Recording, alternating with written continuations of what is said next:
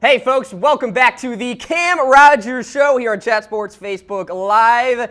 Right now we have ESPN investigative reporter Don Natta on the program. He of course broke the story about the ongoing civil war between Jerry Jones and Roger Goodell. Don, thanks so much for jumping on the program. It really does mean a lot. How we doing?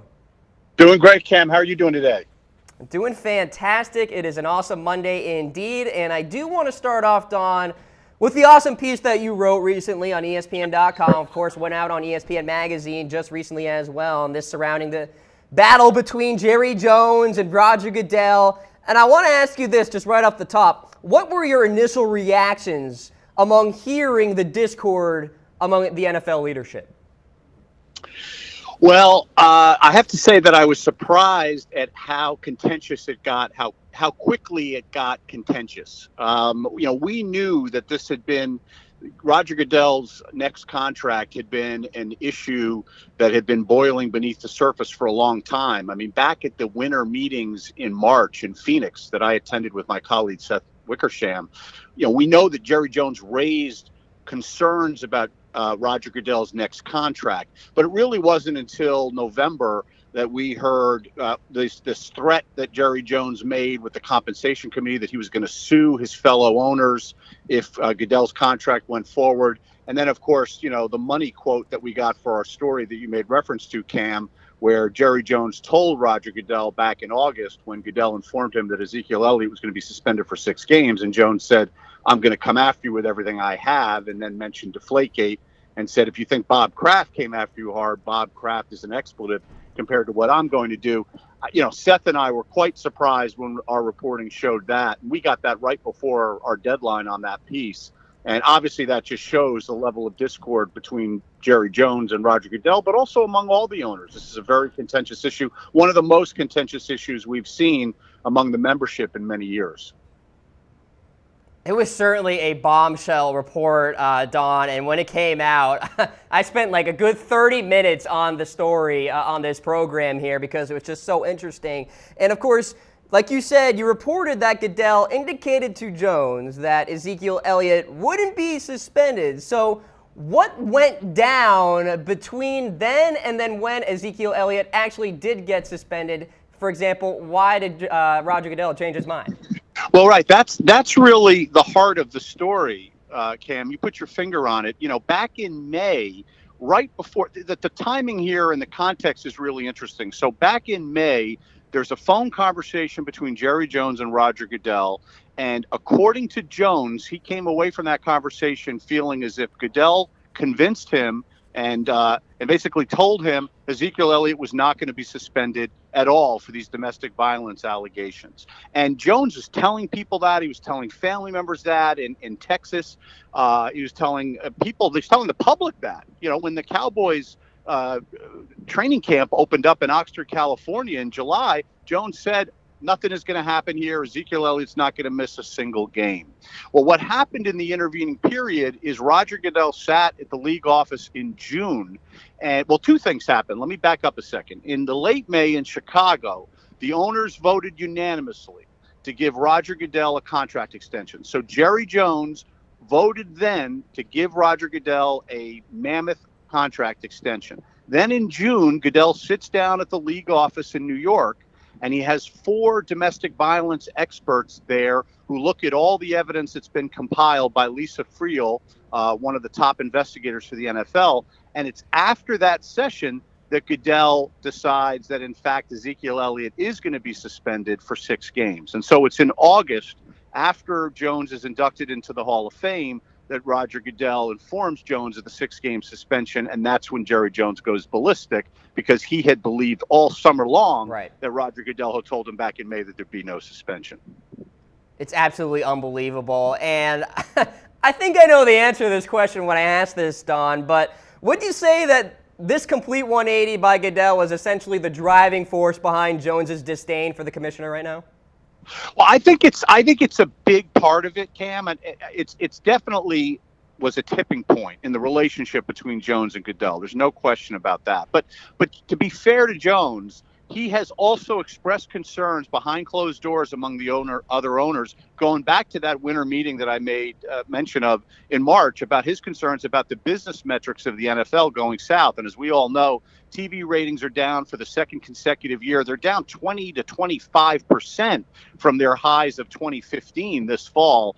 NFL merchandise sales are down dramatically. The sponsors are very skittish over this players kneeling during the anthem controversy. And so there's a lot of business metrics that have gone south on the NFL rapidly. And Jones is concerned about that. Goodell's contract is not up until March of 2019. So he still has about 16, 17 months left.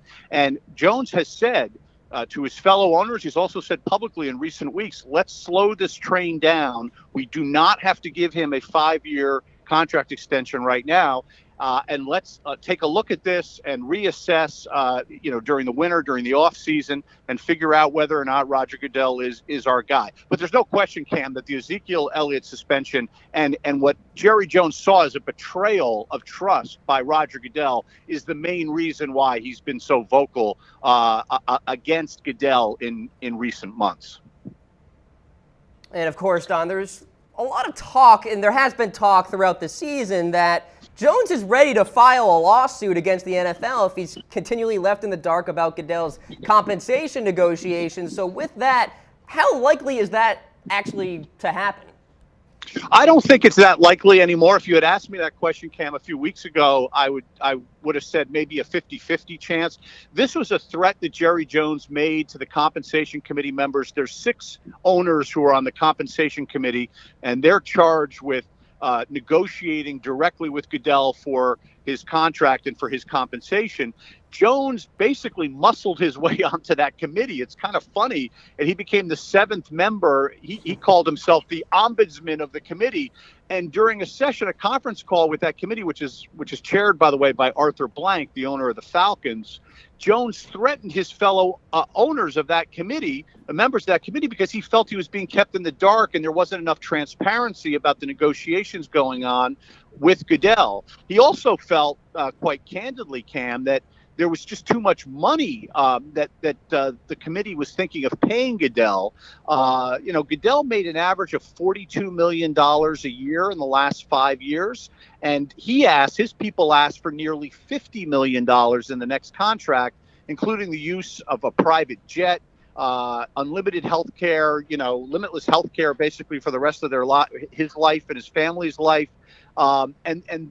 These things to Jerry Jones and by the way, to some other owners too, is asking a lot at a time when the NFL is struggling, is certainly down, double digits, as I said, in TV ratings. And these other business metrics are very concerning for some of these owners. They're like, well, why does Goodell deserve, these mammoth increases? And that's Jones's biggest concern. But when he made that threat about that lawsuit, Cam, he basically got kicked off the committee by Arthur Blank and the other members. I don't think that's likely anymore. I think that was a threat that Jones made, and I think they've buried that hatchet somewhat as they're going into this meeting next week. There'll be an owners meeting in Irving, Texas next week, and then they're going to really hash this out behind closed doors, all 32 owners, of what to do about Goodell's contract.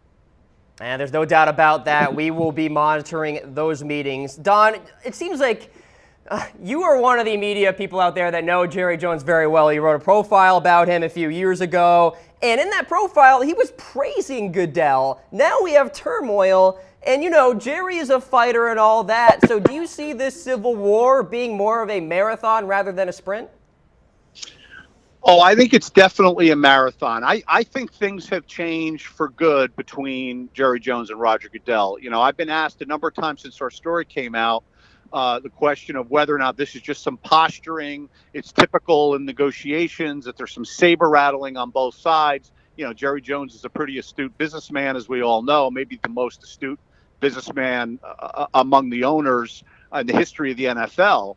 But I don't think that's the case. I think that Jerry Jones legitimately feels that Goodell has let down the members on a number of issues, not just on the Ezekiel Elliott issue. I think he's thinking beyond Goodell for new leadership. And so I do think this is a marathon. I think it's playing out in the context of this contract, but I think there'll be some very blunt discussions next week in Irving, Texas, led by Jones, to really look potentially beyond Roger Goodell as a commissioner. That doesn't mean he's not going to get re-upped, by the way. He may get re-upped, but maybe not for 5 years. Maybe we'll look at only a 2 or 3 year extension that he'll get. And Goodell himself, to be fair to Roger Goodell, has said, look, you can hang around these jobs too long. That may be posturing a little bit on his part as well as part of this negotiation. But he has also indicated he's 58. He's been in the NFL for 36 years. It's the only job he's ever held. And so he's made noises that this, is not necessarily something he'll be doing forever either. So I really think this is a marathon. It's a great question. I think we're looking at a marathon. Well, you hinted at it, Don. You mentioned that, it was a complete betrayal of the trust between Jerry Jones and Roger Goodell. And it seems to me that this isn't your typical office politics, your typical water cooler disagreement. This seems to be a true personal, damaging kind of event here. So you are essentially saying, Don, in what I am hearing, that Jones and Goodell may never repair this relationship? I don't think so. Now, they might, Cam. I mean, I don't know for sure, but I don't think so. I think look, the thing that really, I think, bothered Jones the most and is the fact that he was out there publicly all summer in Oxnard, California, as I said, at the Cowboys training camp, and also in Canton, Ohio, when Jones was inducted into the Hall of Fame in early August, telling the public, telling the press repeatedly, there is nothing to these domestic violence charges. I know that Ezekiel Elliott is going to be cleared. And Jones believes the reason he felt that way is an assurance given to him by Roger Goodell back in May during a phone conversation. So to have that turnaround occur in early August and to lose his star running back for 6 games, and we've seen what's happened to the Cowboys offense since Ezekiel Elliott has not been on the team. I mean, they're struggling at 6-6, and we'll see what happens in these final 4 games, but they're quite likely not going to make the playoffs. And Jerry Jones, as I found out in that profile that you mentioned 3 years ago, the thing that he wants the most is to win a Super Bowl, again, without Jimmy Johnson, without the help of Jimmy Johnson. It's for his legacy. And Jones is now 75 years old, and Roger Goodell, in Jones's view, stood in the way of that in a way that was not honest and not a straight shooting way. And that's how Jones believes he behaves in business. And so, no, I think more likely than not, their relationship will never be repaired. Don Natta, ladies and gentlemen. Don, fantastic reporting. It was a great read. Everybody check it out. Ladies and gentlemen, one of the best in the business. Don, appreciate you carving out some time on the show and wishing you all the best. Thanks, Cam. Same to you.